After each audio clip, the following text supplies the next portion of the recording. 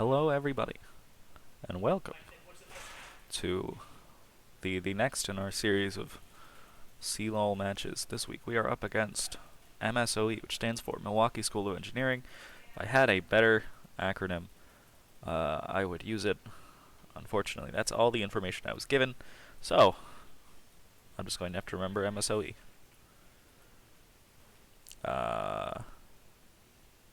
Just a quick reminder of how this works. I will be on a 3-minute delay to the game. You guys will be on a 3-minute delay to me.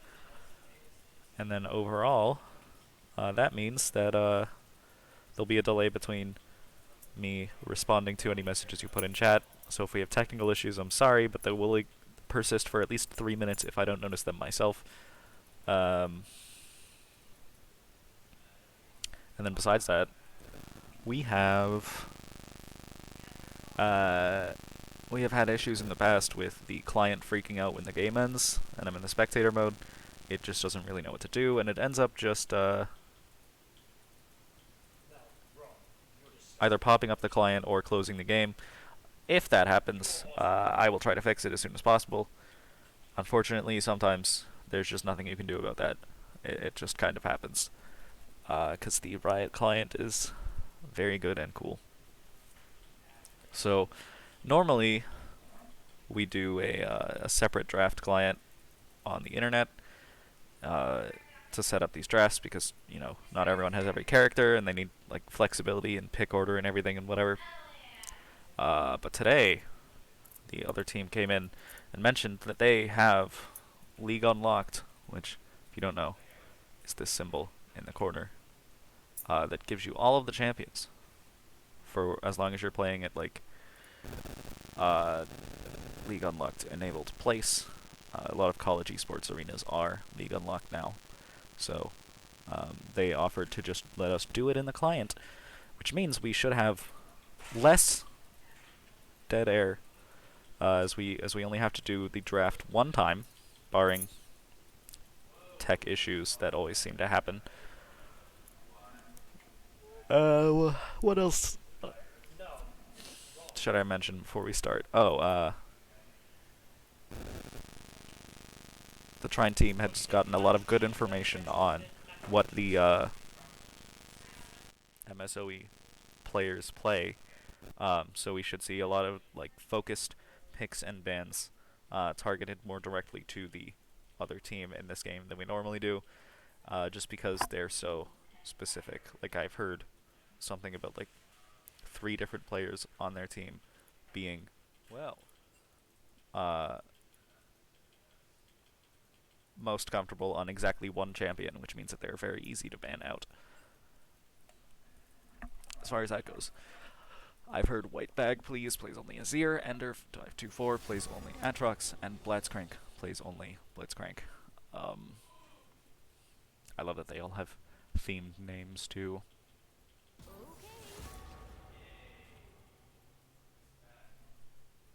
Oh. Okay, well, it has decided that I am on MSOE side, so all of Trine's players are just showing up as enemy. That is perfectly fine. That's not even in like the top 10 of worst things that can happen right now. As far as bans go, we see the Atrox immediately. That is a called shot for sure. The Seraphine and the Wukong from MSOE, those are 2 of Trine's comfort picks. So we're seeing really just no holds barred here.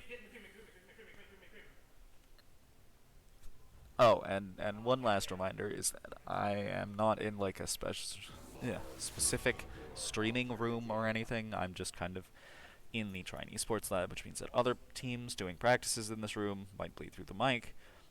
If you hear cheering, that probably means something good happens in our game, roughly 3 minutes from the point where you start hearing it.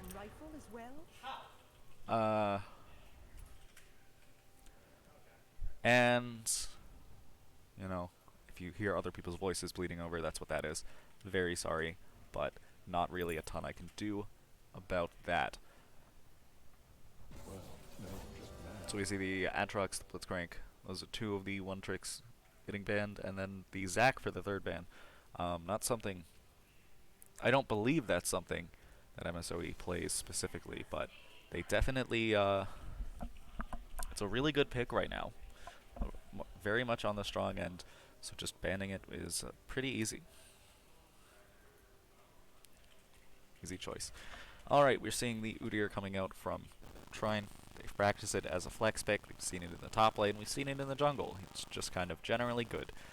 Maokai, also a flex pick, because I guess that's the meta this season. It's just pick champions that your opponents can't predict where they're going, instead of, picking champions that are just good.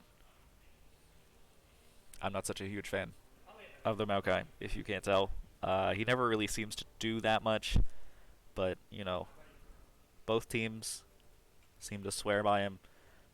He's first pickable into everything, apparently, and, yeah, I don't know about that. Then we're seeing the Xayah. That is a very specific pick. That is the bot lane, so I would predict Trine's third pick to be their support as they try to set up these bot lane synergies as fast as possible. But then again, sometimes they like to shake it up. I can never really predict too well what they're going to be playing. And let me just check audio here. Yeah. Okay. I'll turn this up a little bit, actually. Great. Okay. We got the Jhin and the Morgana. Those are both bot laners. Oh, Jhin and Nautilus. Those are both bot laners. Either way, very aggressive lane. We could see some action early. Because Nautilus just has like the sheer health pool, especially with the shield, to just knock people over. Especially early. Combined with Jhin, that is just a ton of damage coming out immediately. We're seeing the Renata pick that is for support. Xayah Renata. I've never seen that before. Those are two champions that, like, individually Trine's bot lane are good at. So, I'm expecting it to go well. But, I don't think that's a pick. That's a duo we've seen picked before in Trine's CLOL. It's really because Caitlyn's banned, actually. When Caitlyn is unbanned, Trine exclusively wants Caitlyn. Which is... It's a good pick, but it gets a little repetitive. Especially if you're watching every single one of Trine's games like I am. Oh, we get the Azir ban. Yes, that is the third one trick. They were kind of just trusting that MSOE would not pick it early, and they didn't. So the gamble paid off. Victor ban, that is just something Trine usually plays in these kinds of situations. I would be surprised if we didn't see an Orianna ban next. Just because Trine's mid laner loves those kinds of like safe mages. And the Kassadin ban, a lot of focus on the mid lane in this second round of bans. It makes sense, neither team has picked a mid laner or a guaranteed top laner or jungler. So then we see the Graves ban. I think that's for Trine's top laner, actually, but I don't think they know that he has not been playing Graves in the top lane. He has been playing Graves in the bottom lane, just as like a proof of concept, because he thinks it's fun, which kind of makes a misleading history for his, people scouting. See the Annie? She's at something like a 56% win rate this patch. It's absolutely disgusting. Her numbers are just all around very high. We don't see a lot of like flashy plays from her, but, she's consistent. That's really all you need. See the Jace. That's a tough one. Jace is a very difficult character to pilot properly. So if MSOE are not prepared, they might just lose by virtue of, mechanical issues. On the other hand, if they can do it, I don't think the payoff is that big. His numbers are not that great this patch. We see the Mordekaiser, that's for the top lane, which means Maokai is going jungle, Jace is going mid. And then Trine is last picking the Kayn, which would be really good here, just as red Kayn. Just a lot of consistent damage, percent max health for MSOE's 3 bruisers, and Jace, whatever he ends up building.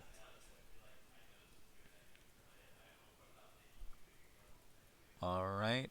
Well, I guess we could just jump right into talking about matchups. I always underestimate the Udyr. I think everyone else does too. And yet somehow every time we get into game, he ends up just doing obscene amounts of damage, especially early on. And then just kind of taking lane pressure for the rest of the game based off of that. So that's probably what we're looking at again here. I don't think Mordekaiser has enough like early presence to really contest it. Kayn versus Maokai. Maokai can gank earlier than Kayn can, but, you know, Kayn is more encouraged to be constantly in people's lanes. So it'll be interesting to see how each jungler decides to play it. In the mid lane, we have Jace versus Annie. Jace is probably just going to smack Annie over the head repeatedly, at least in the early game. I think his range is like a little too far for Annie to properly respond if he just starts attacking. Or actually, I don't know. I'm not quite sure what Annie's ranges are on like her Q. It might be if it's the same as her auto attack range, she'll be fine. If it's lower, like I think it might be, then that will be a problem for her. In the bottom lane, we have Jhin and Nautilus versus Xayah and Renata Glask. Jhin and Nautilus want to go in immediately, and Renata would prefer to just sit back and poke, as would Xayah. So, I am going to predict that this is going to come down entirely to whether or not Blitzcrank can find an angle and hook either Xayah or Renata Glask to put them in a bad position. If he can, MSOE is probably going to win lane early.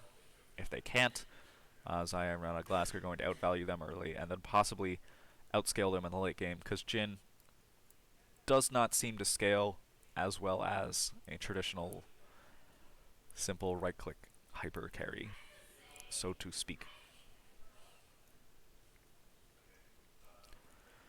Alright, so, like I said, we just jumped straight into the real draft. We didn't have to do draft tool, which means we will be getting into game that much faster. Which is really nice on my end, because I don't have to come up with stuff to ramble about for 6-ish minutes at a time.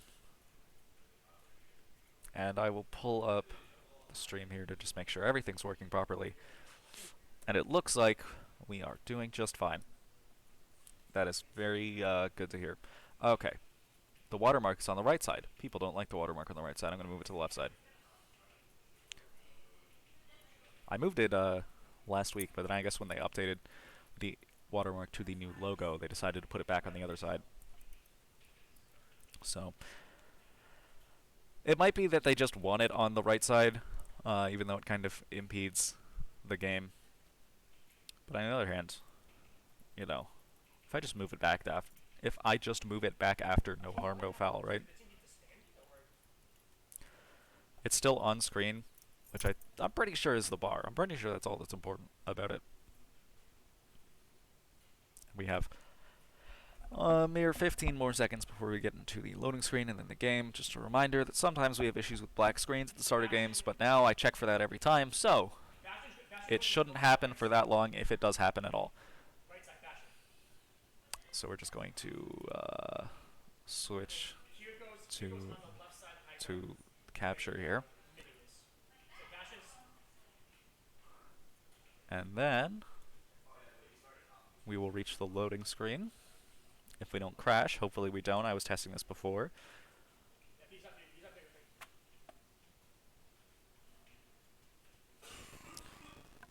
Alright, well, if we have a second, we can check the terminals. Everybody playing champions, they're very well versed on, except for Maokai, as predicted. People just kind of pick it because it's a flex pick, not because they know how to play it particularly well.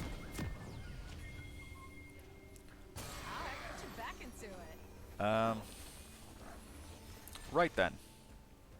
Well, normally at the start of these games I talk about like runes and summoner spell choices, but these all seem basically normal. And if I start explaining some of them, I'm going to have to commit to explaining all of them. So instead we're going to focus on... it looks like Trine are just all stacking up to try to, 30 seconds until minions I think spawn.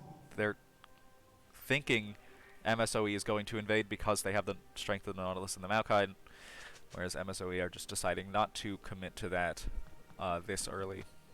Well, it's definitely a good decision because we've never seen an invade work out well on this stream for the team that initiated it. It's always been the other team killing them in exchange, and just kind of steamrolling the game from there.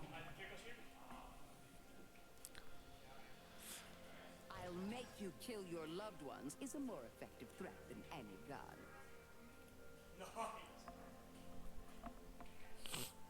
Okay, so it looks like Kayn is looking to start on blue side, Maokai is looking to start on red side.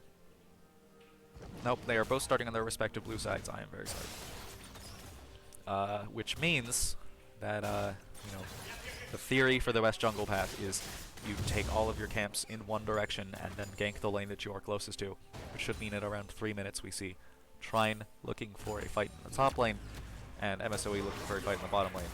As for right now, we are seeing Annie just going even in a trade with Jace. I was not expecting to see that this early. And in the top lane, we're seeing that famed Udyr damage. Yup. That is just disgusting. He didn't really give up that much for it either. Still almost full mana, almost full health. And in the bottom lane. It looks like Nautilus and Jhin are pushing for level 2 early to try to look for a kill, but Trine kind of predicted that and played back.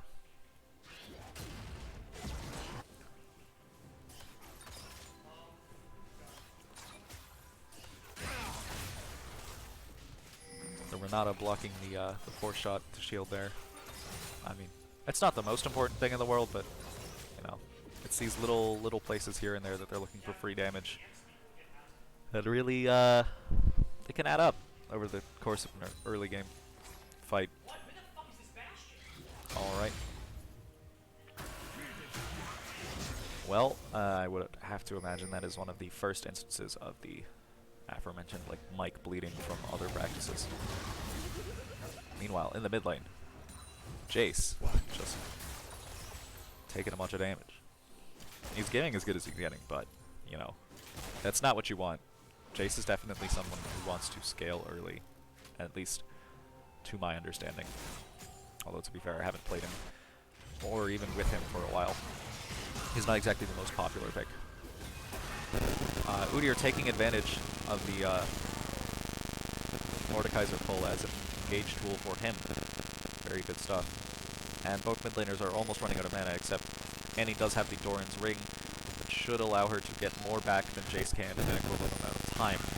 Especially if he doesn't switch to Hammer Form and start leveraging his passive. In the top lane, Mordekaiser turning it around simply by virtue of not having any resources to worry about and having a big self-heal. Slash shield. Okay. We're seeing both junglers and both mid laners coalescing around the mid lane here. That is going to be a kill for the Jace. But we get a kill for Kayn in exchange. In the bottom lane, Jhin getting horribly caught out, manages to get out with Flash. But that is not what you want to see. Especially after the mid laners just traded. You kind of want to be going even on the rest of the map. Whereas, like, your MSOE's bot lane seems to be having a rough time.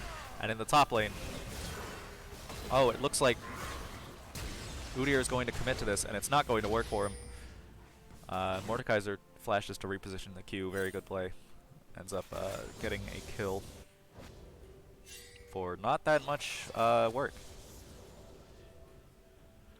Trine steadily falling behind here. I mean, it's early enough that, of course, you can't really predict what's going to happen later on, but, you know, you never want to be 700 gold down at 5 minutes. That's just kind of a rough position to be in.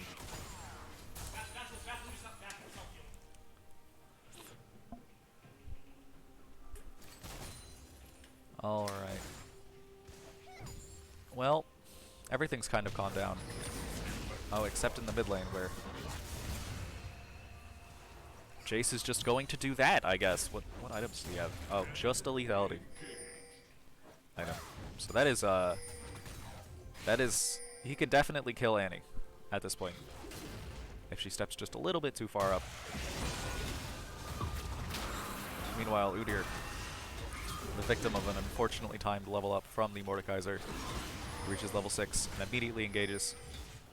And yep, that will be another kill in the top lane. That is unfortunate.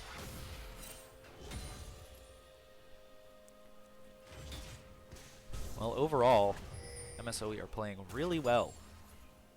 So, hats off to them. The only lane they're really losing seems to be the bottom lane, because like I said, they're definitely supposed to be looking for early aggression, and they're not really getting it. Meanwhile, Kayn just trying to hold top tower, stop Mordekaiser from getting more gold from tower plates before going back to farming.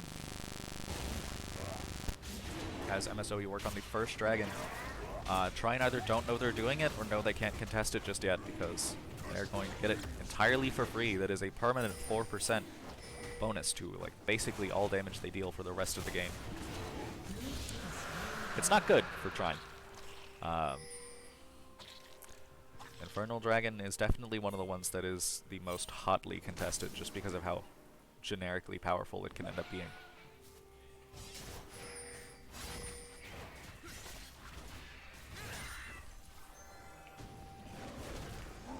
Well, it's 3-1 in 7 minutes. We've seen worse games. Trine has been, actually, I think on this same tournament, Trine has been on the opposite side of like a 7-1 at 10 minutes.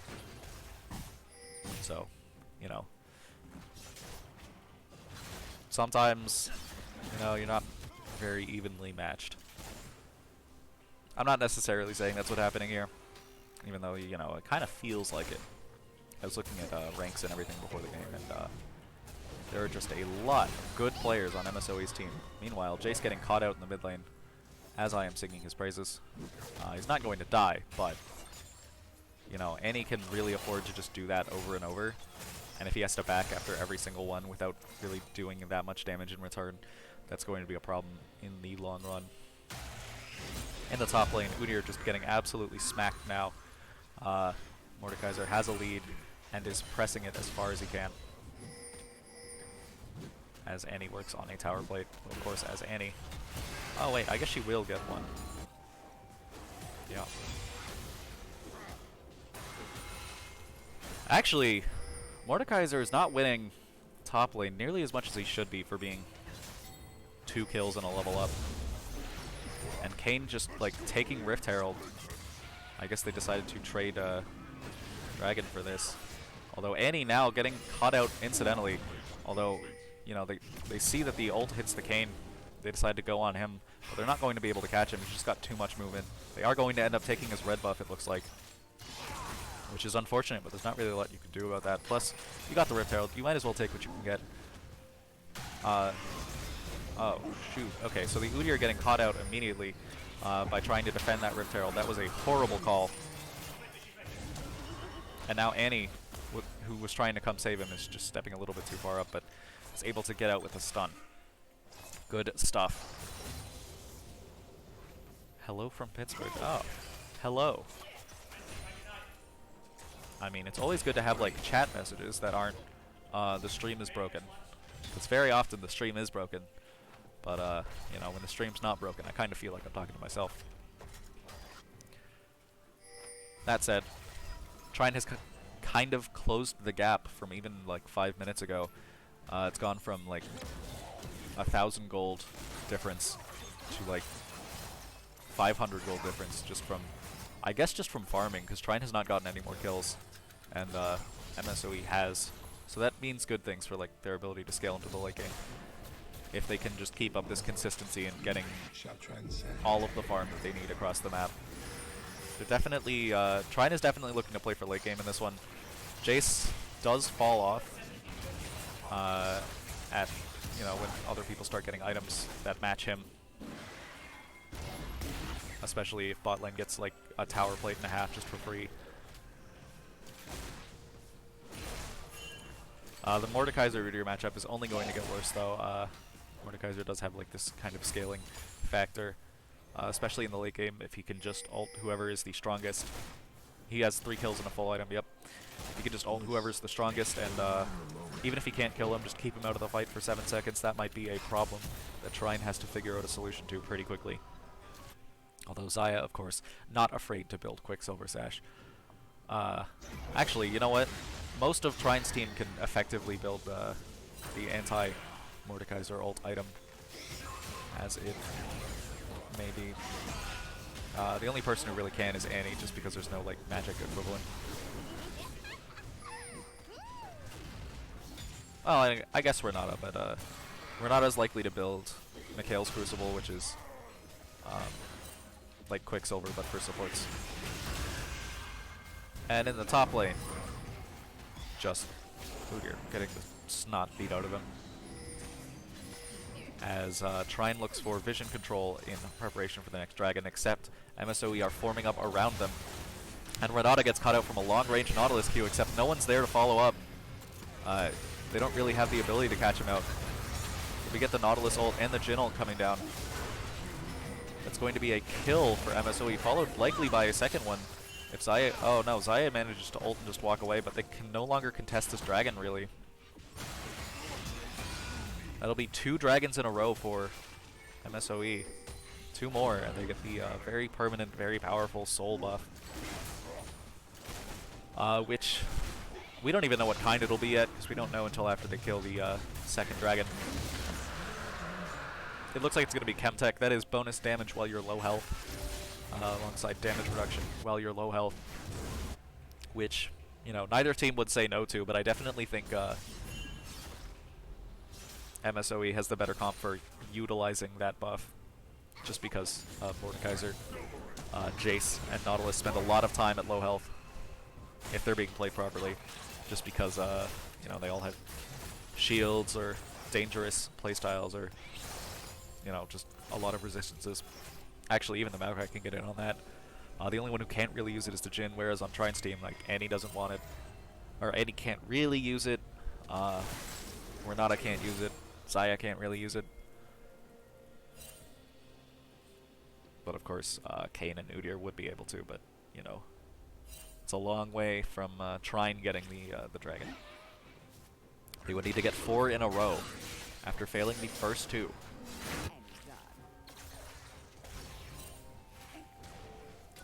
So Renata kind of playing up, trying to poke at MSOE's team here, but, you know, it's not really going to work. Meanwhile, in the top lane, it looks like Udyr has finished his first item, which is a huge power spike for him. So that's good stuff. So, you know, if you really think about it, it might be a little too late to like capitalize. Normally, you can turn that first item power spike into at least a kill, but with how poorly the lane has been going for him so far. Oh, and in the mid lane, we just see Annie getting obliterated by Maokai and Jace. That's unfortunate stuff. Not really a ton she could have done there. By the time you see the Maokai ult, it's really too late to get out, unless you have flash and a wall that your opponents can't cross, which she had neither. Maokai taking the opportunity with the pressure given from mid laner being killed to really just group up in Trine's jungle, take his red buff.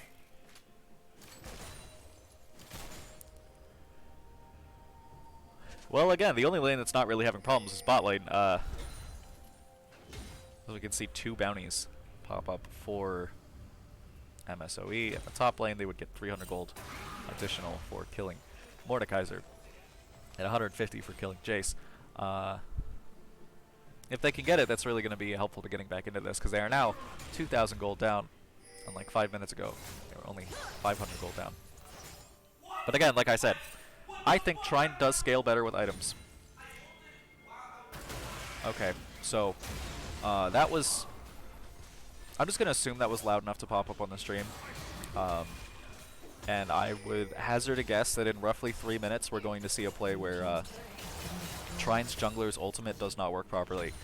And he gets very mad about it. Meanwhile, in the now time, MSOE are looking to take the second Rift Herald. They're going to get it almost completely uncontested. Udyr's kind of around, but he can't really come down on his own.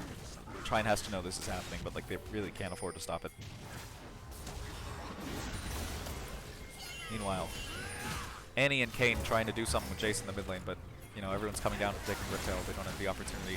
Oh, and then we see Kayn just getting obliterated. He stepped a little bit too far up. I'm not quite sure why. And then, oh, the Mordekaiser comes in, gets... Oh my gosh. The 3-person E into the 3-for-1. MSOE just absolutely clobbering the game right now. 9-1 at 16 minutes.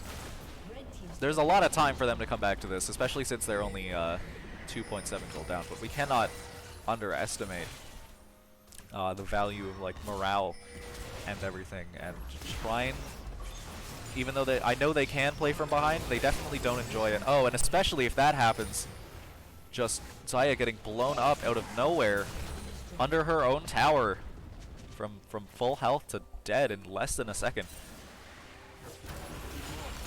Well, I take back what I said. You know, Jace is not going to fall off this quickly. He's leveraging that early power. 10-1 in 17 minutes, and MSOE has taken both dragons. Although Kayn does have his like red form up, which means he is you know, very much better than he was even a second before. It's just kind of a huge buff for him, especially into this team. Sheer amount of healing he can put out will mean a lot later on in the game. Mordekaiser kind of taking some poke, but it doesn't really matter. It doesn't matter if he's 75% or 100% health, because he's only really in danger if he drops below like 25% and his shield is on cooldown. Meanwhile, MSOE immediately positioning around the dragon, ready to go in. Trine can't really respond. Kayn is kind of considering trying to do something here, but MSOE is ready. Oh, that is unfortunate. He misses the smite by 72 health. And oh, that is the clip that we were talking about. Yes, he activated his ult at the end of Mordekaiser's ult. Then Mordekaiser's ult ended, and ended all current effects on both parties, which cancelled his ultimate while still putting it on cooldown. Very unfortunate. But you know, not a bug. I believe he was saying it was a bug. That's just kind of like unknown feature. Most things get cancelled when the death realm ends. Meanwhile, the ultimate battle, Annie versus Maokai. She has to run away because Mordekaiser's here. I don't think she knew that, and now Mordekaiser is going to kill her immediately. As Tibbers tries and fails to get revenge. Well, I mean, I would feel comfortable at this point saying that, you know, Trine needs a miracle here or there. Eventually, of course. Actually, Mordekaiser got a little bit overconfident. Got a little bit caught out. Maokai's there too, but so is Kayn. It's going to be a big 2v2 in the bottom lane. Trine trying to get back into this. And no, Nautilus comes and they're going to turn it into a 3v2 that Trine will immediately lose. Okay. And Jhin is here too. Okay. So, like I was saying, we're probably going to go to game 2 soon. And you know, new game, new opportunity to really try to bring it back. On the other hand, you know, the morale value of being 14-1 at 19 minutes is very bad for Trine. I'm sure they'd start getting a little bit angry soon. We've already heard a little bit of shouting. Oh, and the flash Renata play doesn't work because the Jace just reacts to it too quickly. That could have been a kill. Could have been like the first kill Trine has gotten since very early on, but no, just not going to happen. We now have a third person with a bounty, which is the Maokai. Just kind of there, cleaning up all the kills, helping with catching people out with his ultimate. You know, I don't like the Maokai normally, this guy makes it look good. When Trine picks it, it just kind of seems to do nothing and then the game ends. But this guy is definitely using the character very well. Alright. Well, in the top lane, we have Xayah trying to solo hold of... Oh, Renata just walks toward a bush, face checks the Nautilus, and gets immediately killed for her trouble. Now, Udyr's in the bottom lane, Baron is up, and one of Trine's players are dead. I mean, they're clearly just going to take the Baron here. They're sending the Mordekaiser to go deal with the Udyr. I still don't think Udyr can fight back, especially considering Mordekaiser is 7-0 and has a full item advantage. Not where you want to be. I mean, Udyr might be able to take this dragon here in a moment, but... No, Udyr might be able to take this tower here in a moment. But you never know. Oh, the Kayn Baron steal. Powerful stuff. He's going to die anyway, but, you know, damn. That is, if Trine wants to get back into it, they just gotta do a bunch more things like that. So they are 4,000 gold down. Actually, being only 4,000 gold down when you're 15 kills behind is a real testament to how well Trine can consistently just sort of farm up on these non-champion gold sources. That they're capitalizing on every lane. They're taking as much jungle farm as they can in between Maokai and Mordekaiser walking up together and trying to steal it from them. And of course, they got the huge bounty just now from Baron for having objective bounties and taking Baron. Meanwhile, Dragon's about to spawn again. This is going to be the 4th one. So if MSOE get it, that's going to mean that they have a permanent huge buff for the rest of the game. Trine definitely doesn't want that to happen, but I don't know that they can stop it right now, especially if Annie gets caught out here, and it looks like she's going to. Well, we see the Annie flash, and they're not going to chase, so she did get out. But honestly, like, knowing that Annie flash is not something you have to be concerned about is going to make MSOE much more confident in this fight. And really, with this much of a lead, all they need is the confidence to just sort of start fighting it non-stop. Meanwhile, Jace gets caught out a little bit, but gets 2 kills in return. Meanwhile, Dragon is just going on. Kayn can't contest it on his own. That's going to be Soul for MSOE as Xayah just continues to push the top wave, going for the 3rd tower of this one push as Kayn runs away from Mordekaiser while also farming his jungle at the same time. That's very funny. I'm not really sure why he's playing a little more dangerous than he should be, but he definitely could have just like walked out if he didn't stop to deal with the wolves. And now he's going to die. Yep. He queues into the Jhin W. I think really he's just he seems very tilted right now. Mad at the game. So he's just kind of trying to like do something wherever he can, which is manifesting into like almost getting killed. Meanwhile, objective bounties are now gone, actually. Trine has caught up enough that they are only 2,000 gold down. The game no longer wants to give them an advantage just for taking towers, for jungle objectives. They still have huge bounties on members of MSOE's team.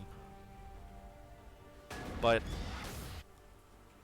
really, this game shouldn't be anywhere near as close as it is, especially with how far ahead MSOE are. They really should just be absolutely steamrolling Trine here. So, you know, it's good stuff that they're playing from behind so accurately and well. Meanwhile, Mordekaiser. Nope. Maokai. Still just in the top lane. Nope. Still just in the bottom side jungle, trying to take things for free. Annie gets caught out by Mordekaiser and immediately dies, as he is now 8-0 and has 3 full items.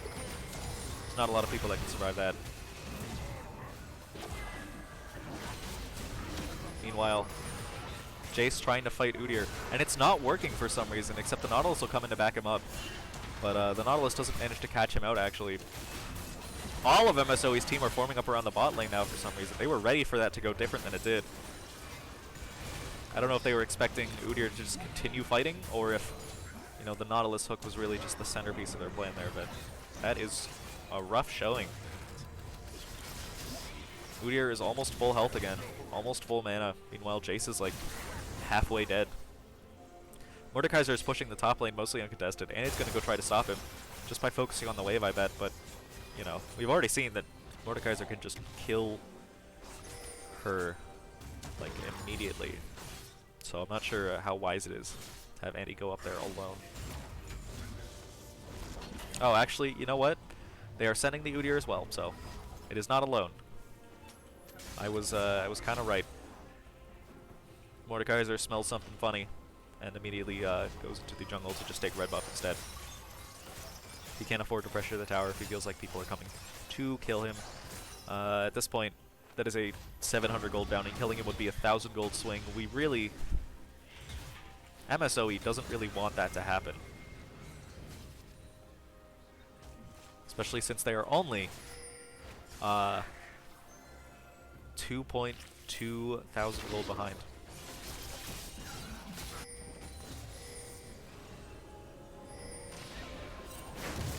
Udyr gets caught out there.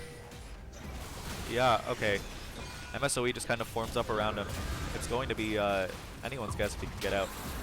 Oh, he does manage to turn CC immune in order to dodge the Nautilus ult, except now he has to deal with the Mordekaiser for a full 7 seconds without a possibility of running away. Now, he is nearly out. Nope. He's going to catch the Maokai ultimate to the face. That is entirely too many resources used on a player who is 0 and 4. I would kind of say that Trine should be looking for a fight here now that they know, you know, all of these big team fighting resources are gone in exchange for one person who, to be frank, is not doing the best at the moment. But, you know, with Baron up, it'll be hard to say whether or not Trine will actually, like, attempt to fight or just attempt to continue passively farming and scaling.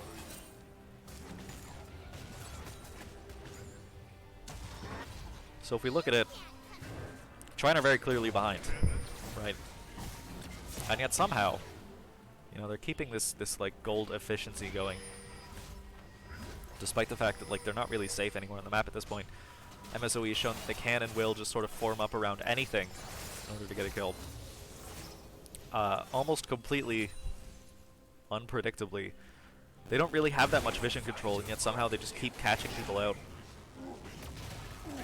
Like if we look at the top side there, the ward they had that showed them where Udyr was backing is dead now, which means it was like, it was old. They've only got like 2 or 3 more wards in the top side. One of those icons is Rift Herald. No, one of those icons is Scuttle Crab, and 2 of them are pink wards that are both put on Baron, I guess in just like preparation of a Baron fight that never happened. And besides that, they don't seem to have that many wards on the map at all. Yet somehow they're always just in perfect position.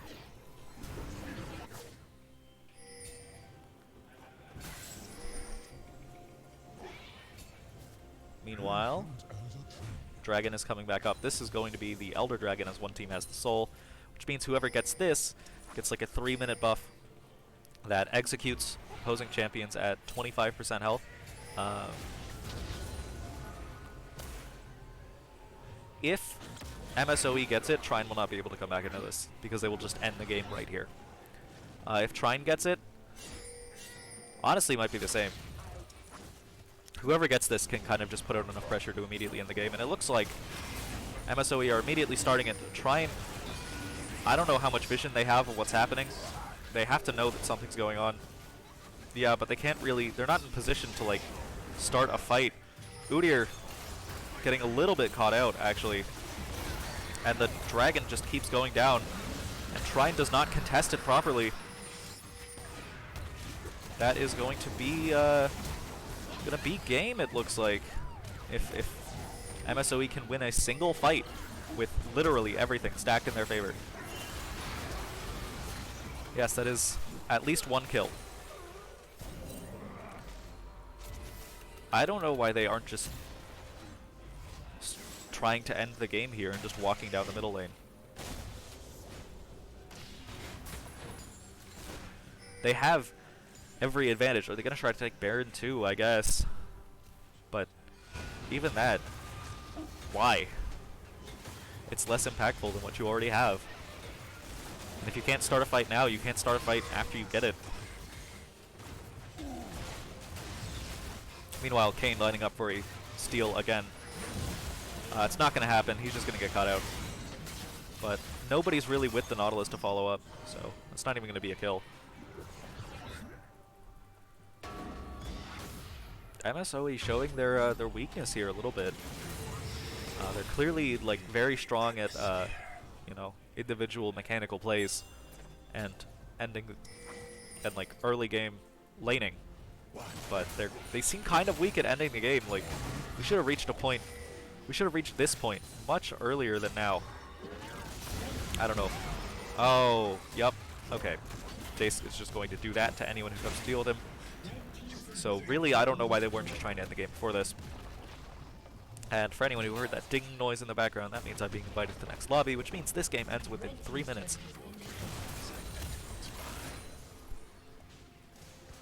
They need...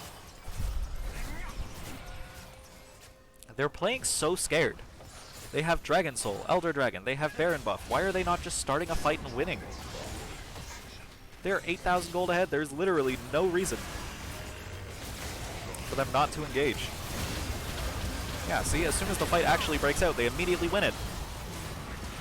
Like, what? Why were they playing so scared?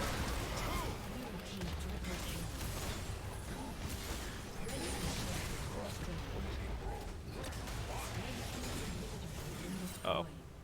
Annie just taking, like, full-on half of her health to one ability from Jace. She simply can't put out the damage. And the game ends.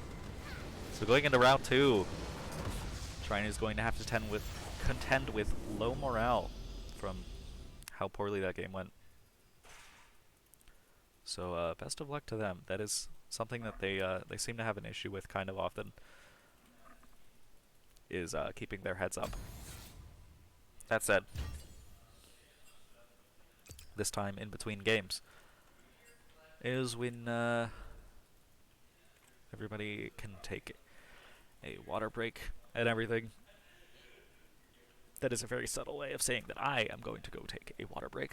And then when I return, hopefully we will be starting the draft pretty soon afterwards. I know Trine's team is going to take a couple minutes to regroup too. So don't go anywhere. And round 2 of Trine versus MSOE will be happening soon.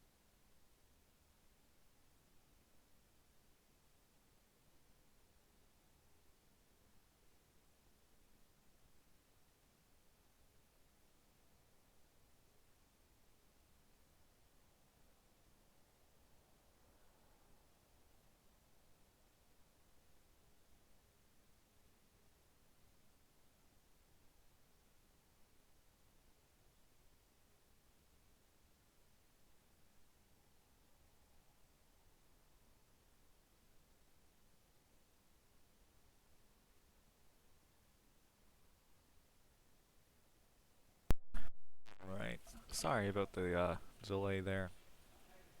When when I do this for a while, I kind of build up a tolerance to like, you know, talking for so long, so I don't have to take these longer breaks. But you know, we've been kind of spotty on actually covering these games. What with everybody getting sick, and then I was out of town one week, so I'm kind of a little out of practice. Okay, so Trine are actively strategizing for the next game behind me. So now would be a good time to talk about the way things should change in the next game, at least in my opinion. So the problem, when we look at it really, is that just individually on a mechanical level, MSOE are just better players, really. Which there's no shame in admitting that. There's you just have to recognize that and then leverage your strengths that they don't have, which in this case would apparently be like the macro, uh, knowing when to take fights and executing that plan. So there is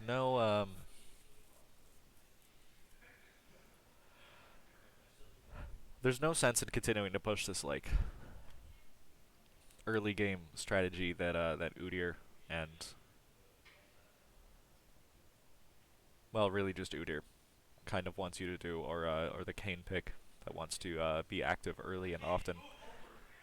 When they can outfight you on an individual level, you need to play more around catching people out.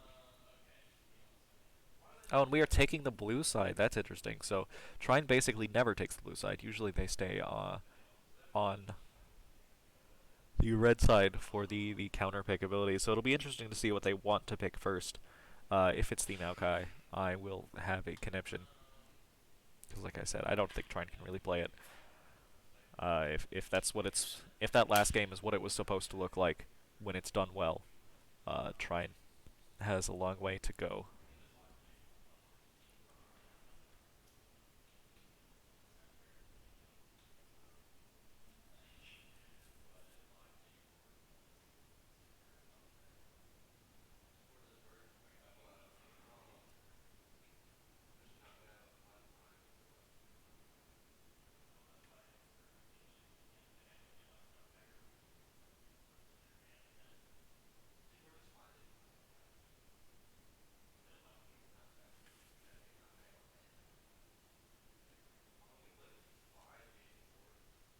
Alright. Well, it looks like MSOE is ready to start. Trine just finishing up some last minute preparations. If we look at ranks again, actually, MSOE's team are just kind of on average higher rank than Trine's team, which does mean a lot to that like early game pressure that we were talking about. So it's not entirely unexpected.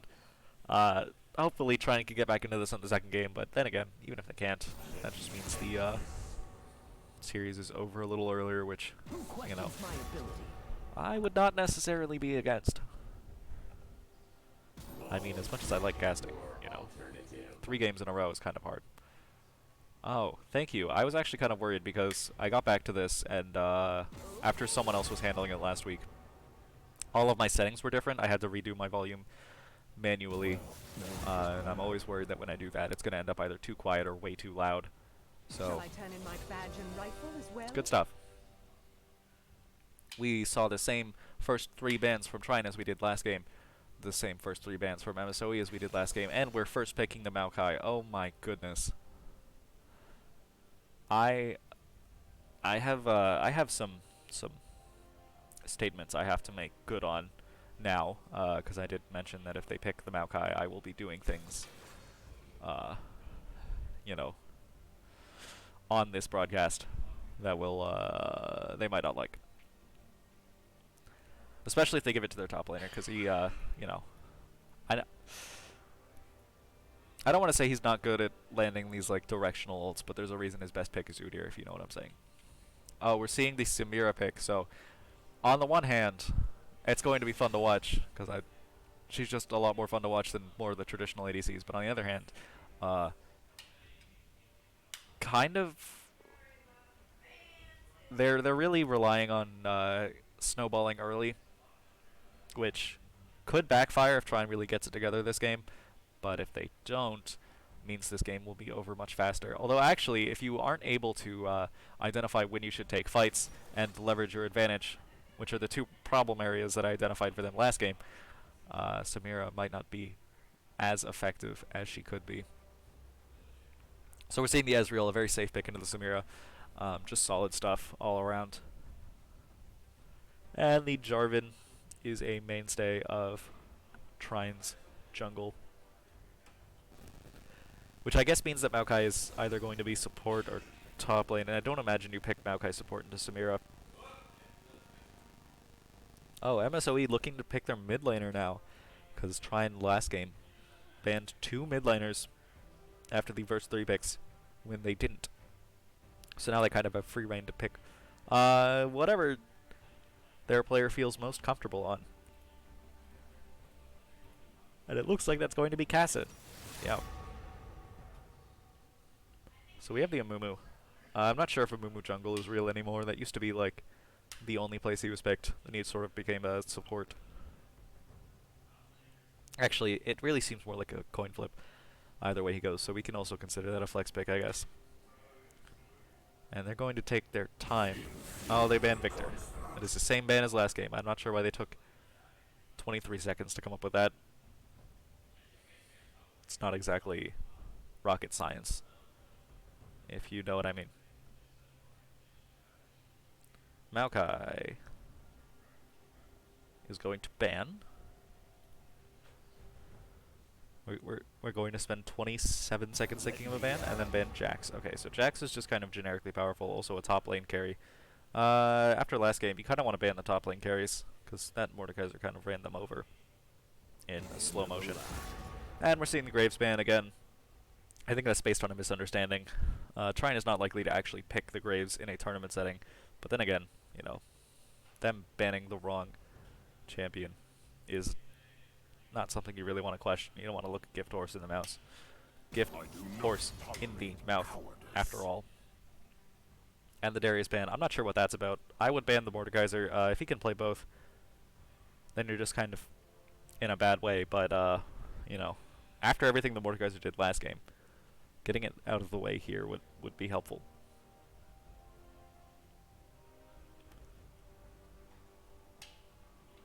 And we get the Hecarim for the jungle. Just generically powerful.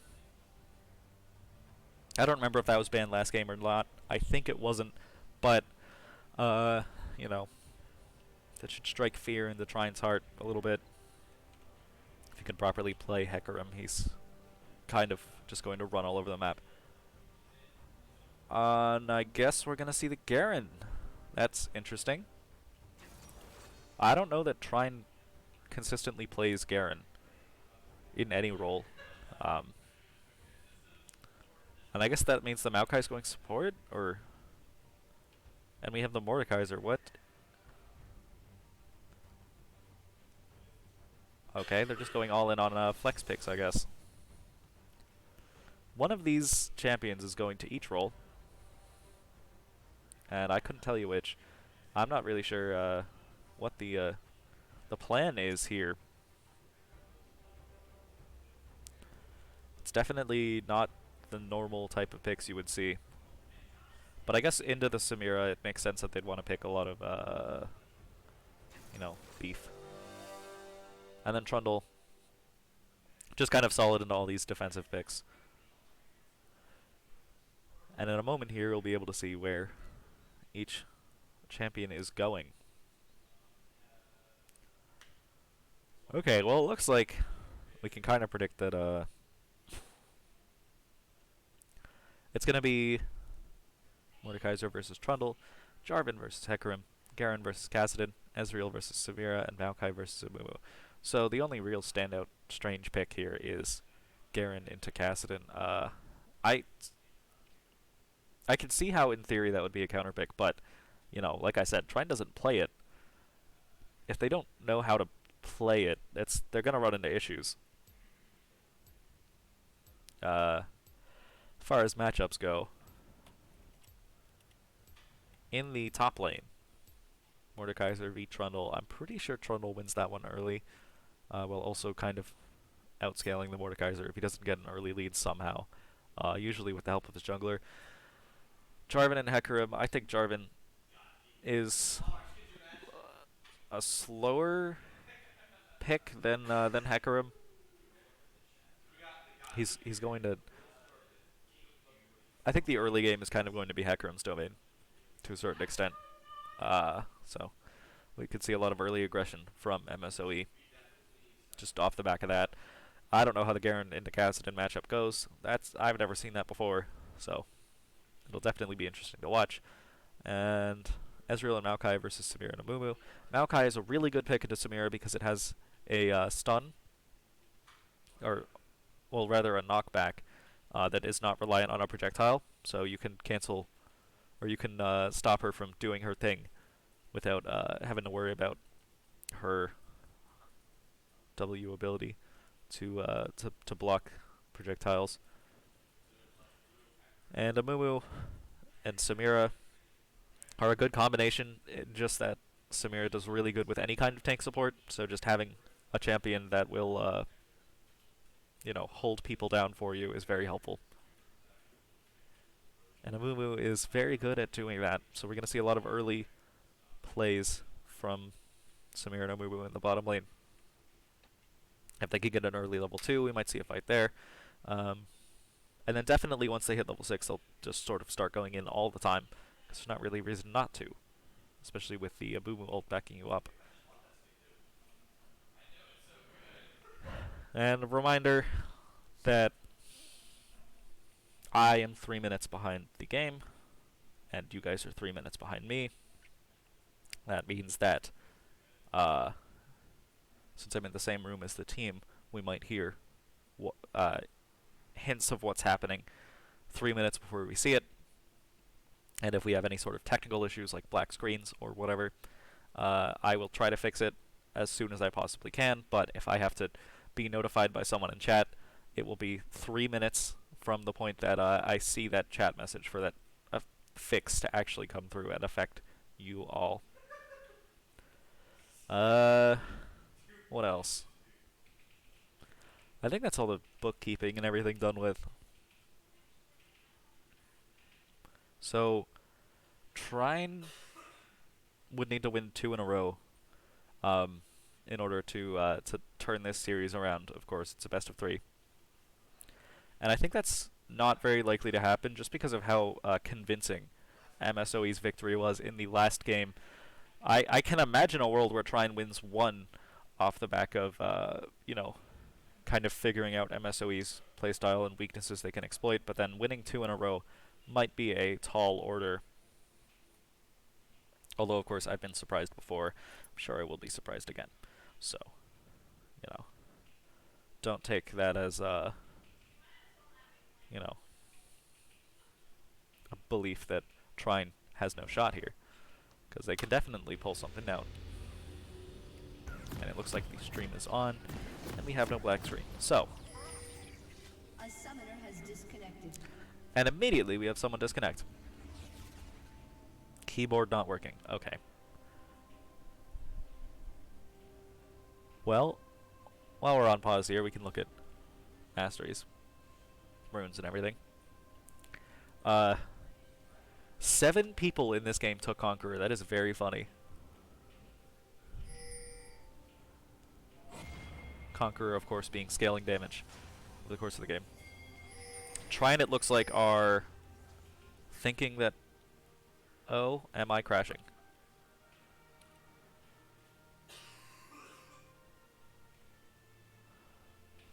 Well, I'm not crashing, and we're not frozen.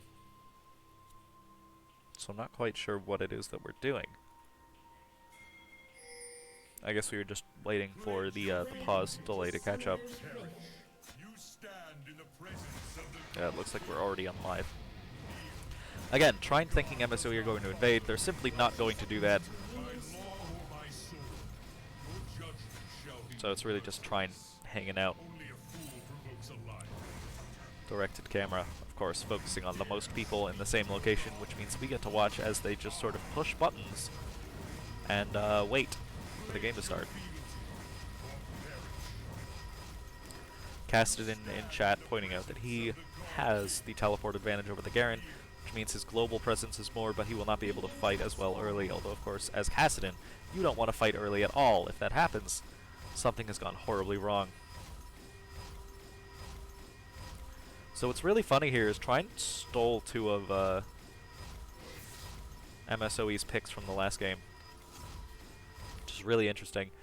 Of course, they are part of the Trine's champion pool, but I guess they just felt inspired after seeing how well they worked for MSOE.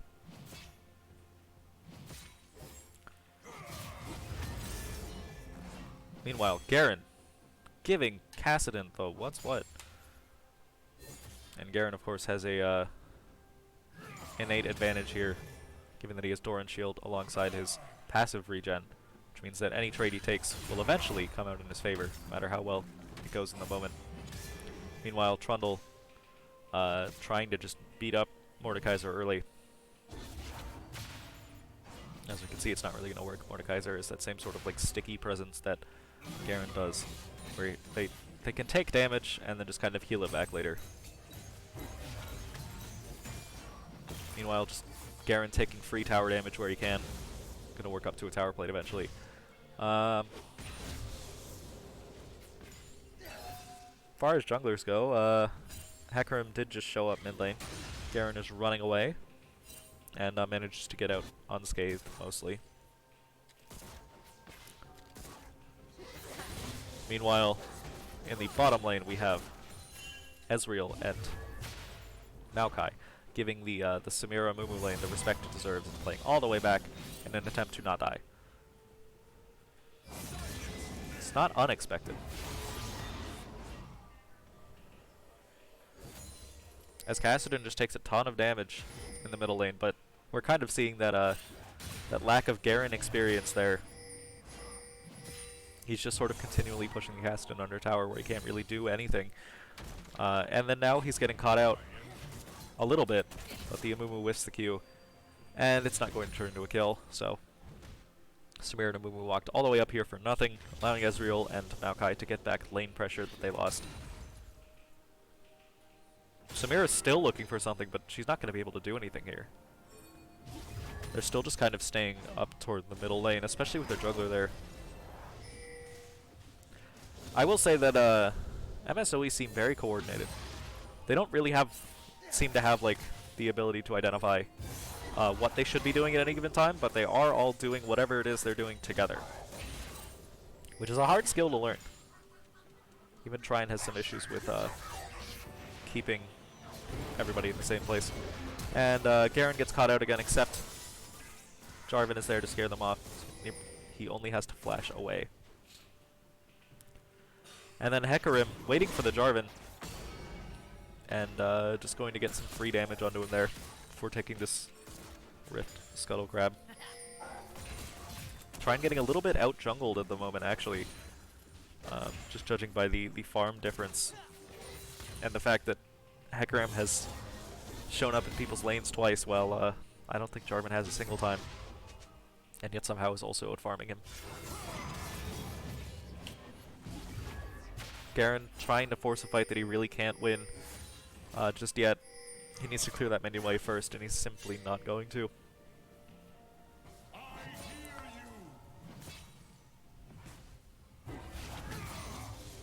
He's just constantly catching some poke from the Cassidon, who takes a tower shot in exchange. I mean, that's a trade I would take. And Cassidon has to back off that. Garen going to hopefully use his wave clear to just obliterate the wave, and also back in order to keep item parity.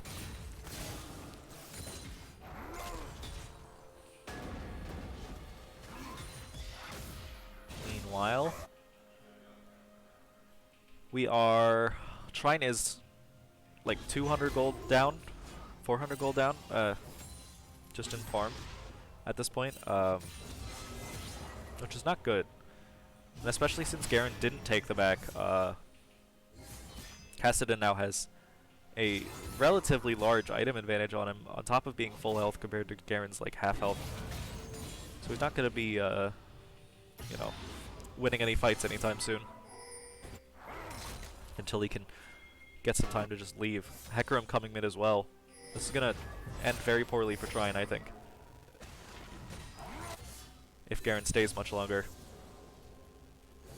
And he is. He does not have the flash up. MSOE know this. He's trying to turn something around and get a kill anyway. It's not going to work. That is first blood for MSOE on the mid lane. Meanwhile, Jarvan ganking the Samira, who has flash and cleanse to get out. And the Amumu flash as well. That is very unfortunate. With the Jarvan, I thought that was going to be perfect timing, but the cleanse just kind of ruined everything.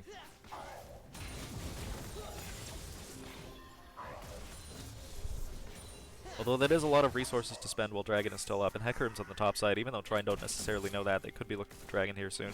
Yes, and it looks like they are. Hecarim will not be able to come down in time. They do have vision of Jarvan, which implies that something's happening down here, but he's not going to be able to cross the entire map that quickly. Marking Trine's first Dragon in this whole best of 3. Hopefully the first of many. Meanwhile, Garen gets caught out again. Nothing new here. He's constantly trying to force fights that he can't, and Hecarim is punishing him for it.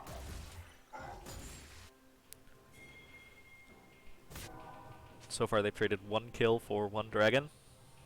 Trine has come out on top in that exchange. But yet again, like, Garen needs to start respecting the Hecarim more, for sure.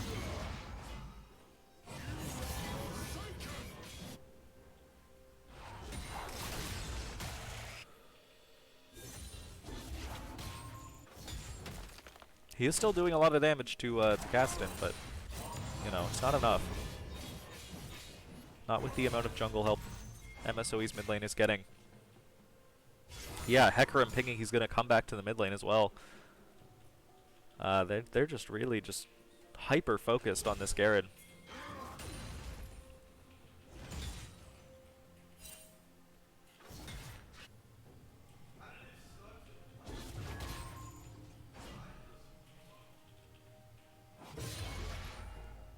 Meanwhile, all across the map, we have basically nothing happening. Just Garen getting poked out still. Of course, when he reaches level 11, his passive healing is going to be kicked into overdrive. So from that point, he will definitely not be able to be poked out. He's just got 3 more levels to go to get there. Which might be rough, as Amumu is coming up to the mid lane again. Probably going to try to look for something here. Although Garen instead just going to win a trade. Followed by Amumu just kind of passively walking by. I think they're setting up for a Rift Herald play, actually. And Jarvan is there to contest it, but he doesn't know the Amumu's coming. Or does he? Well, he knows enough to just get out. Or to try to get out, at least. But it looks like it's not going to work, and the Amumu long-range Q barely going to hit him. As Garen tries his hardest to get a kill. And unfortunately, he's not going to, and 4 people are there to catch him out. Just 3 kills for MSOE. And some very unfortunate gameplay for Trine. That flash there kind of seemed a little desperate. So that's what I mentioned earlier about, like, having issues with morale and playing from behind. Although in the top lane, it looks like Mordekaiser is going to get a kill onto Trundle for literally free. Does not cost any resources. As of course, Mordekaiser does not have any resources. And I don't think he's going to need his ultimate backup within its cooldown. So, you know, definitely the right foot to start off on for Trine in getting back into this game. So they, again, it's only 10 minutes. They have a lot of time to make it work. Although again, like I said, they definitely need to be doing a little better than this to convince me that they can win 2 in a row. As we just saw there, Jarvan got caught out again, had the flash to get out. That's not going to be up for another 5 minutes. If he keeps getting caught out like that, it's going to keep turning into kills.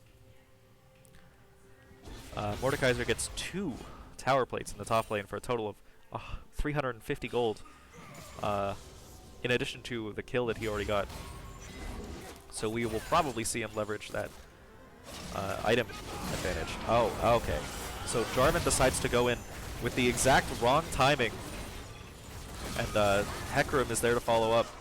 So that is going to be a double kill for Samira, possibly turning into a third one. Yes, that is a triple kill for Samira. You do not want to see that under any circumstances. Samira, definitely one of those champions that can run over the game in this kind of position. Especially if she gets a bunch of tower platings now, and it looks like she will, especially with the Rift Herald. Of course, she's only getting half gold from each one because Hecarim is there to split it, but, you know, any amount of money is enough when you already have 3 kills on the books at 12 minutes as Samira. And with Cleanse too, they're not really going to be able to lock her down. And that's going to be a problem that Trine has to figure out how to deal with. In the middle lane, oh, Kassadin makes a weird decision, ulting towards the Garen and immediately is punished for it. That is a solo kill for Trine. Hairless Crab proving he is just the better player in the mid lane. That is obviously what that means. It looks like Hecarim's going to try to capitalize on Garen overextending, except he doesn't know that Jarvan is there. And he won't be able to kill him in time, definitely, except Amumu's coming in to follow up. We don't have the Garen ult. We don't even have the Jarvan ult. So Garen is just going to die, unfortunately. Making it 3-7. It's already going better than last game was, but that's not exactly a high bar. Let me check messages. And yeah. Well, Dragon is up, Trine's mid laner is down. This would usually mean that MSOE can just take this Dragon for free, but it looks like they're deciding to take a much safer line and just leave without starting a fight. Again, they're so scared all the time of everything, and I'm sure that serves them well in you know, not letting teams that they're ahead of get back into it. But on the other hand, it's not very fun to watch. And it doesn't really, like, it never helps you add to your lead. Honestly, I think if they had just started Dragon there and won a fight around it, that could really set the tone for the rest of the game. Meanwhile, you know, they're still just going to have Kassadin trying to catch out junglers who are alone instead. And in the top lane, Trundle taking a lot of damage in return for not that much. He's going to have to back here, but, you know, turret platings just fell. Mordekaiser is at very real threat of just taking that tower right now. Which, you know.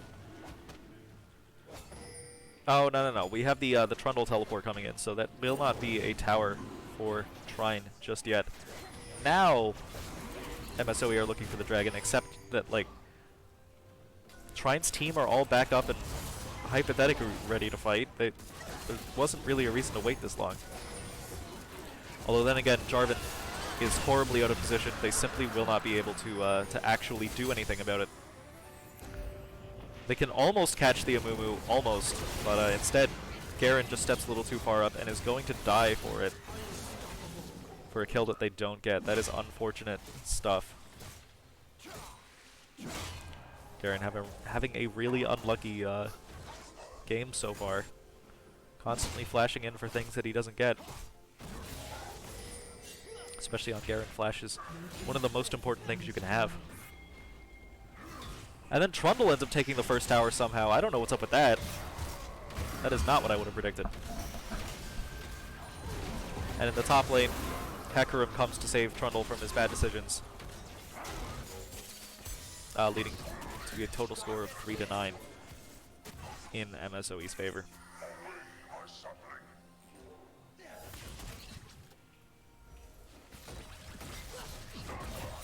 Well, unfortunately, I don't have high hopes of this one for Trine. This is not the type of game that is usually won by the team in Trine's position. And again, like, this is game 2. They would need to pull this one out somehow. Have, like, a miracle happen in game 3. I'm not quite sure that that's in the cards.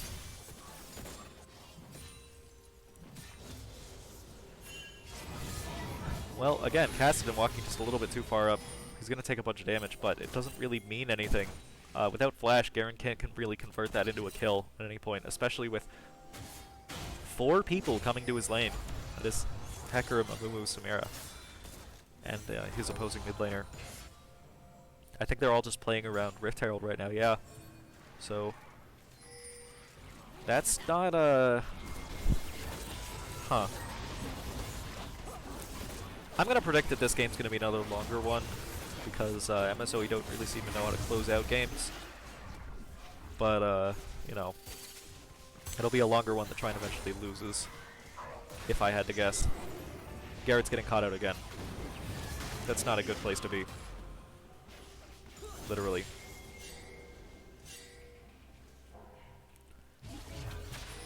It looks like Hecarim's playing towards the bot side. He doesn't know Jarvan's there.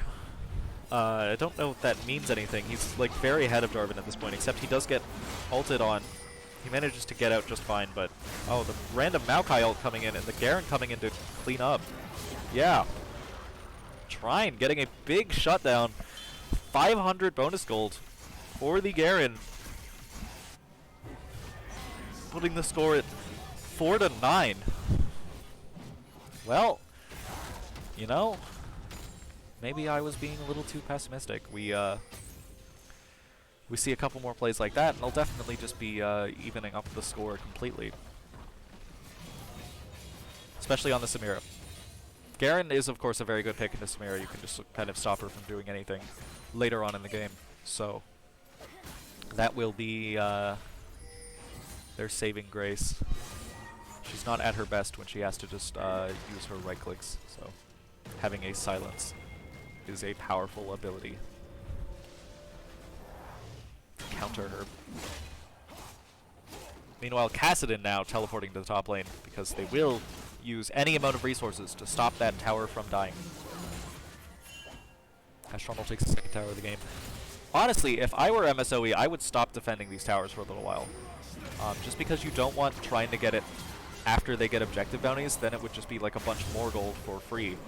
And when they're so low, like, they'll definitely be able to force it later on in the game if they want to, which could turn into as much as like 700 gold out of nowhere just because MSOE are being so greedy right now with not wanting it to happen.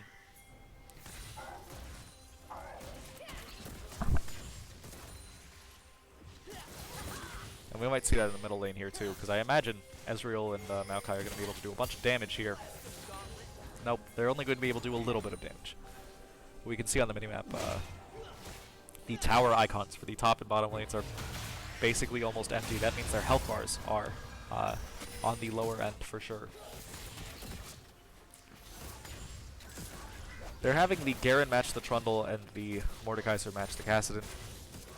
On a technical level, it makes sense, but, you know, just judging by how this game has been going so far, I'm not sure that Garen can properly contest Trundle. And Hecarim's playing around the bottom side too, because Dragon's up. They're looking for a pick, I think, but they're being called out by Trine. No one's really in position to save them, and Maokai's coming down. If they manage to catch someone out here, Trine might get back into this properly. If they can, especially if they can turn that into a dragon. Meanwhile, Trundle is overextending. No one's in position to punish him, though. And then Amumu's coming up. We're going to see the big 3-person Amumu ult, but it's not going to turn into anything because Ezreal is just out of range and already set up to get the kill. Meanwhile, Dragon is up. Amumu is sectioned off from the rest of the game. Like, he's dead here, I think. Pretty sure. I mean, he might be able to waste some time, but that's not really the goal, of course. Now, Trine should be able to just take this dragon. That'll be their second one of the game. Dragon is definitely their path to victory here. They could just take 4 in a row. Or, well, 3 more, I guess. I didn't even process that MSOE has taken the dragon at some point. We're gonna see the Hextech soul. That's not exactly like the best soul for either team, but you know, Garen can use it really well. Ezreal might be able to use it really well. So Trine is not gonna complain if they get it. Meanwhile, like it's just going to stop anyone from ever running away from Kassadin. Not that they really could in the first place. And Trundle just running down the Ezreal. Wasn't really a lot to be done there, to be totally honest. If you're Ezreal in that position, you just kind of die. He was trying to back, he just, Trundle got there just a little bit too fast.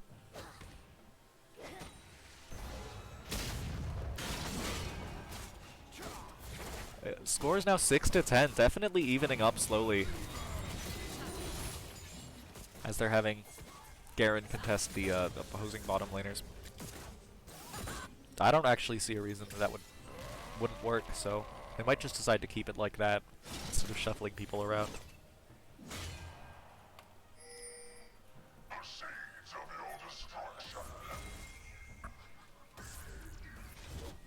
It looks like both teams are kind of trying to play around Baron at this point as the next objective up. Although neither top laner has teleport and they're both in the bottom lane, so... ooh, actually, MSOE is just going to start it. That's very aggressive for them. We'll see if it pays off, but Trine are actually in position to contest it this time. Meanwhile, Trundle winning a fight in the bottom lane against Mordekaiser as he misses every Q and every E. And then we have Kassadin getting just a little bit caught out, but it's not going to turn into a kill. It's very close, though. Oh, it will turn into a kill with the Ignite. The last tick. Meanwhile, Amumu just going to die for nothing. And Samira playing way too aggressive against the Maokai here. Maokai knows he can't afford to Q until she starts her ultimate. And, you know, just by waiting, they take the score to 9-10. The only player who's still up near the Baron is the Hecarim for MSOE, and he knows he can't do anything. He's just leaving. So the Trine are almost completely back into this. I take back everything I was saying earlier. Good stuff. Trine has 2 dragons, Baron, and are now only 1 kill down. Which might not even be that for much longer, as Hecarim's kind of caught out. No, he's just going to use the Hex Portal and get away. I don't think Maokai knows there's a ward there.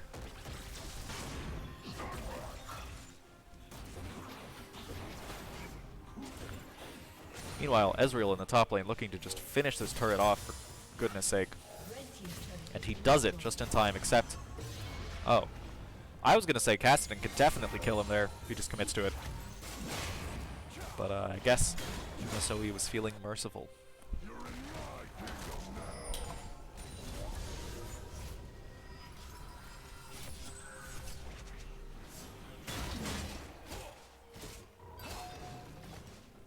Now Trine is looking to play through for jungle objectives, when and where they can, when and where they spawn.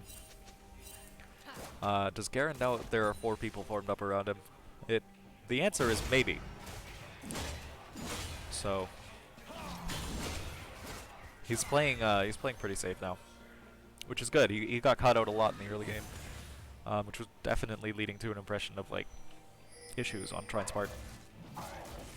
But now Trine is actually in the lead for the first time in this best of 3. That is 2,000 gold roughly.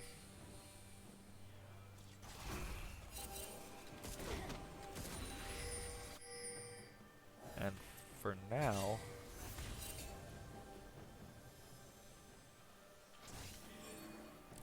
It looks like everybody's setting up for the dragon, except of course the two top laners, who now do both have teleport up. Worth noting, though, that Mordekaiser can stop Trundle from teleporting by pushing his E button and landing it. Whereas Trundle does not really have a way to stop Mordekaiser from teleporting, so if it comes down to it, it's likely that only one of them will make it to the fight.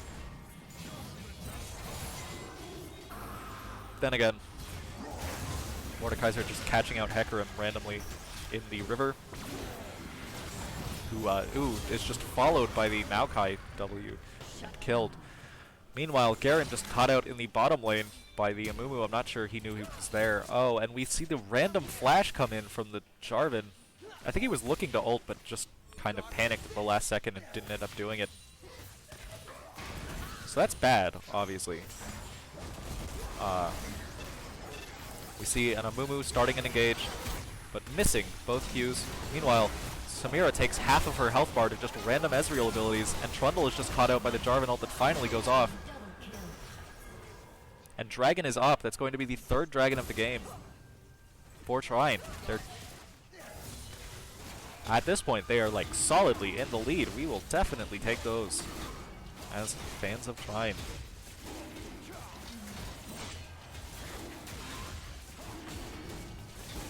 Alright, well, you know, like I said, they're really taking advantage of the absolute inability of MSOE to push a lead. Every time MSOE has a lead, they end up just playing scared and safe instead of really trying to go for anything aggressive, which is doing them a disservice, especially with the Samira pick. They could be playing so much more aggressive than they are, and yet they just aren't. And Trine are slowly scaling back into this.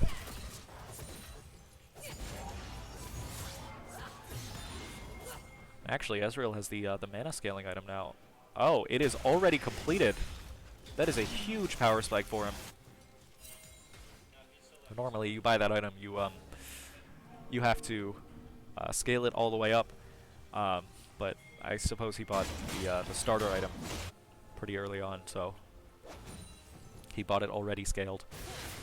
And that is going to just do a ton for his damage output, which was already not having that many problems. Meanwhile, Garen's trying to catch out the Cassidy, he doesn't know he's there, and Jarvan just getting walked on by 3 people. He's not... Oh, he's just barely going to... No. He's almost going to make it out, but not quite. And then in the bottom lane, we have just, like, a tragedy happening to this Mordekaiser. Oh, he turns it around with the Q at the last second. That's... I don't even know what to say to that. That was a weird one. I was not expecting that to work.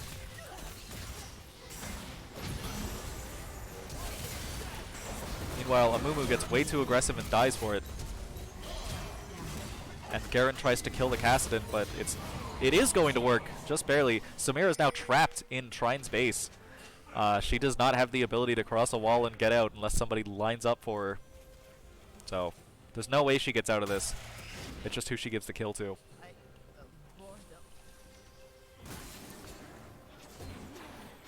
It's now 16-13 for Trine. Baron will be up soon, but not that soon, you know. Can I get objective timers? I can. Oh, yes. Well. Technically, it will be up fast enough that they can start it before Samira or Kassadin have a real chance to get there, but, you know, that's a very risky play. I don't think Trine's going to look for something like that. But they definitely are planning to contest Baron. Even if they don't end up trying to fight it themselves, they're going to stop MSOE from doing it.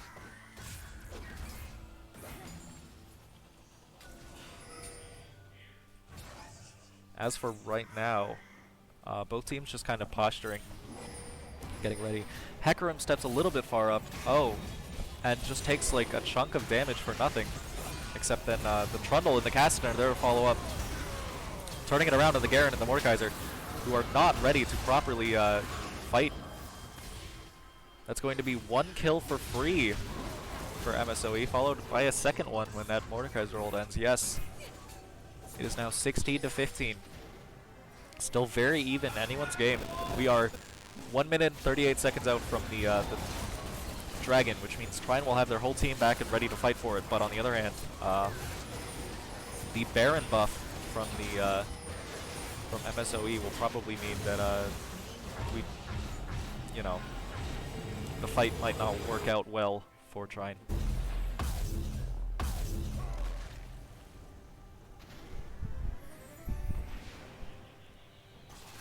If we look at items, Lot of good mages out there. Ezreal has picked up basically all of his core items. At this point, you just sort of build whatever you want. I've seen people build Frozen Heart in this position, honestly. And it might not do that poorly for him, just as a defensive tool. Trundle with the Hull Breaker is obviously looking to split push and stay in the top lane while the rest of his team fights. And you know what? I think at this point, MSOE can confidently commit to having a 4v5. Especially if they keep managing to catch people out, as they have been. We see these Zanyas come out from the Kassadin just to not die. Meanwhile, Mordekaiser trying and failing to stop Trundle from taking a tower. And now, he's going to die for it, even if he didn't have flash to get out.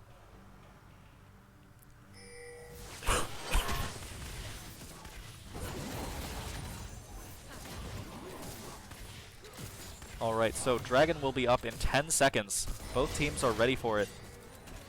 It's just whoever gets a pick first. Trundle's coming down. Mordekaiser is not. This is going to be a 4v5 for MSOE. Which, especially with Baron, should mean that they just win the Dragon. And from there, they either figure out how to push a lead, or, you know, we might see another Trine come back. Trine are pushing up to the Dragon, and MSOE are running away for some reason. I really have no idea why you would not just like take the Dragon in this position.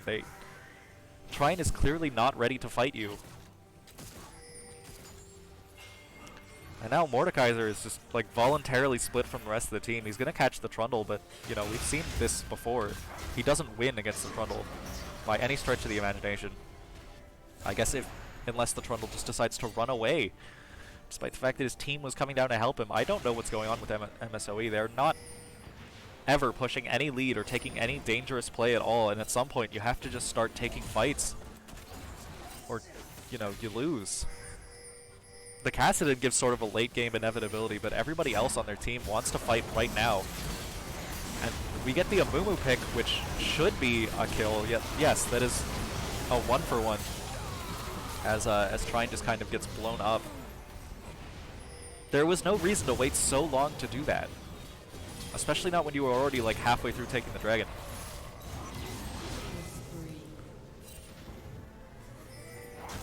Meanwhile, Trundle can't really figure out what to do.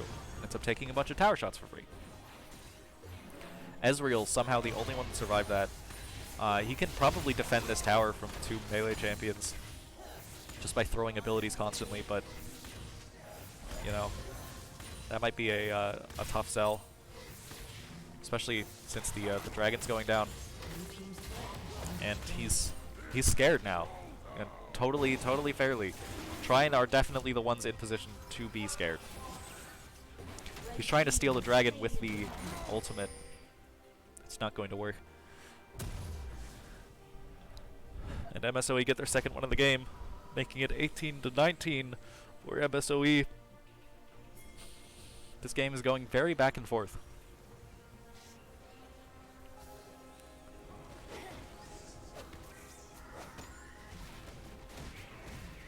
Well, right now, if I'm Trine, I'm just trying to get as much gold as possible, as quickly as possible, in preparation for whenever the next fight is. Who has Quicksilver? Oh, no one. Never mind. I thought I saw something earlier that apparently I did not. Riveting stuff.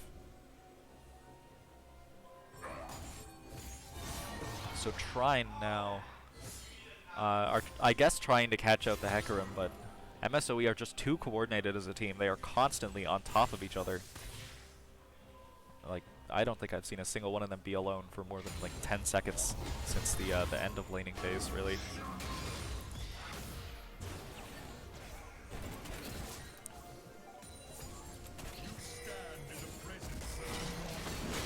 Meanwhile, oh, they try to catch out the Samira, but she has flash to get out. 2 stopwatches coming down from MSOE, just complete safety for 2 seconds. Meanwhile, the Amumu does get caught out. Mordekaiser is trying and failing to fight Trundle again. Meanwhile, Kassadin just on a tear through Trine's entire backline. That fight ended up 3 for 2, making the kill score perfectly even. It looks like Trine are looking for another little something here on the Trundle, but they're a little too scared, especially with the red buff healing him all the way back up.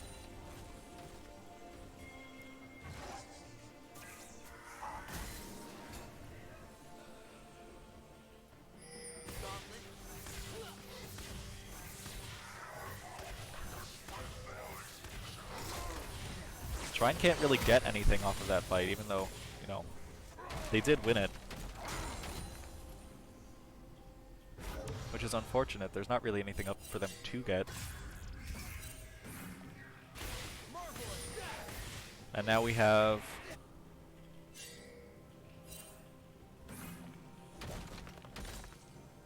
I guess just both teams preparing for Baron as the next jungle objective, except MSOE's team is entirely there. Trine's team are not. That is unfortunate. It's going to be a problem for Trine here. Yep, that is going to just be a free Baron. Hate to see it, really. And again, Amumu just taking chunks of damage, but it's not going to mean anything. And still, you know, MSOE has every advantage. There is no reason for them not to push it here, at least a little bit. And yet somehow they're just going to continue playing all the way back. They picked this aggressive comp that can definitely just, you know, try to force something through and win the game, and yet somehow they just decide that, you know, being at all aggressive would be a mistake.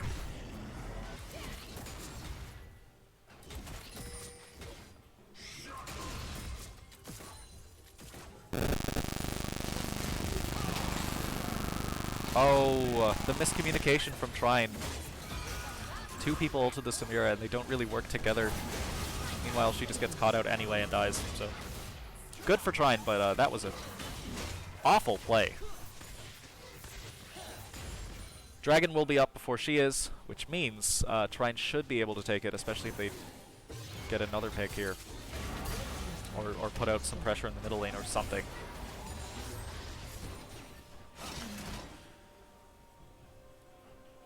Although I suppose instead, I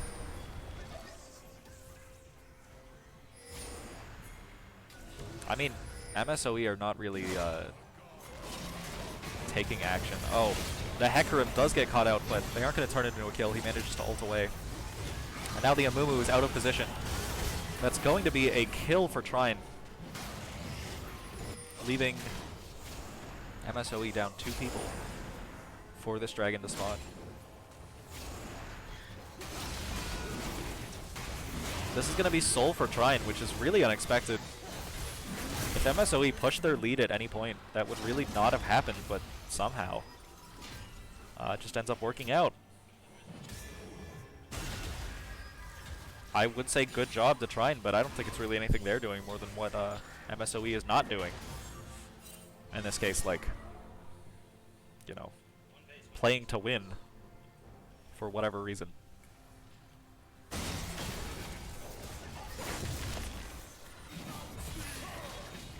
Trundle, again, catching out the Garen. Again, not going to be a kill. Just crazy stuff.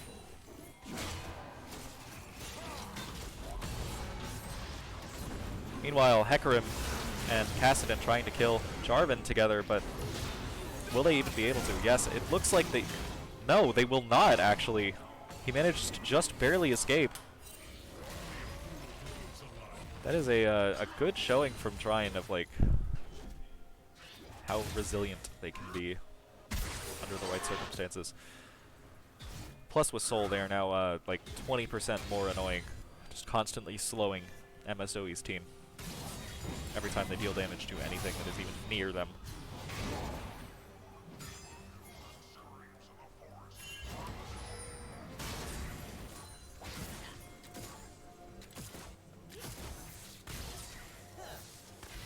God gets this.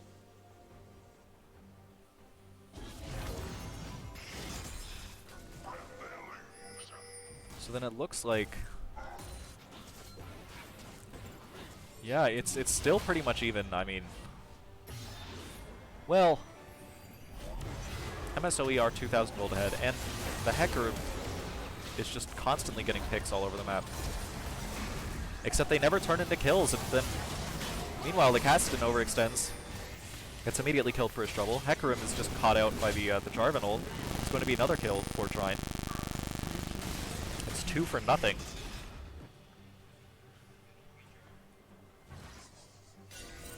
There's no jungle objective up soon enough for trying to take advantage of that, but, you know, when that just keeps happening, that's just free advantage. They're going to get more and more gold just off of randomly killing people who step up too far.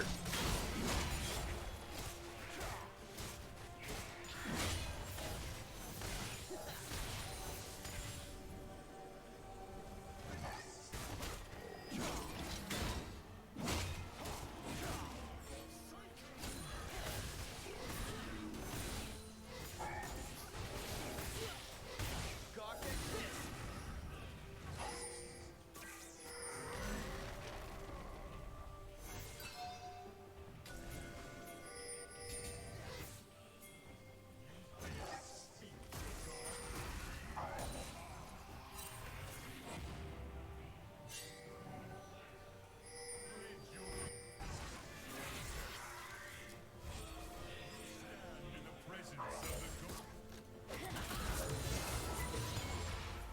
Now we're having both teams just kind of play around each other, not really like seeing any action here just yet.